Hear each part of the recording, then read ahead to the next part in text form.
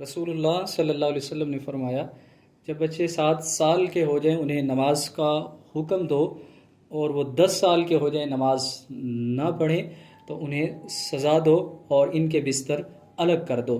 رسول رحمت صلی اللہ علیہ وسلم کے اس فرمان کے بارے میں آج کی میڈیکل سائنس کیا کہتی ہے؟ انجمن معائنہ اطفال امریکہ کی رپورٹ کے مطابق جب بچے اس ایج میں ہوتے ہیں تو ان کے بستر الگ کر دیے جائیں، چاہے وہ بھائی بہن کیوں نہ ہو۔ اگر ہم ان کے بستر الگ نہیں کریں گے تو رگڑ کی وجہ سے، ملاپ کی وجہ سے ان کے اندر جنسی خواہش پیدا ہوگی، اور ابتدا ہی سے بچوں کے اندر زنا جیسے جراثیم سرایت کر جائیں گے۔ تو آج نبی رحمت صلی اللہ علیہ وسلم کے اس فرمان کے بارے میں میڈیکل سائنس بھی اس کی تصدیق کر رہی ہے۔ تو جوانی کی حفاظت ہم کس طرح کر سکتے ہیں؟ تو اس کے کچھ سٹیپ ہیں۔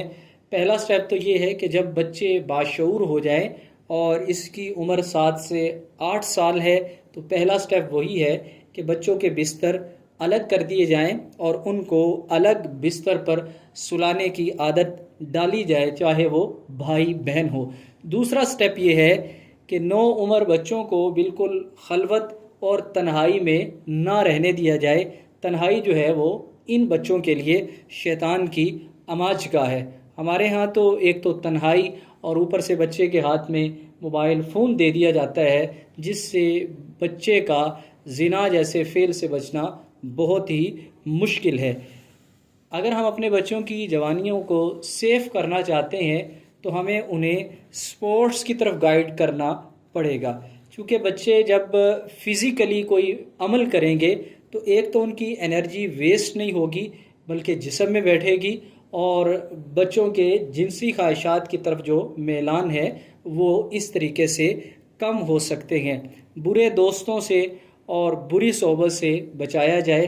اور آج کے دور میں جو سب سے بڑا پرابلم ہے وہ موبائل فون کا مس یوز ہے۔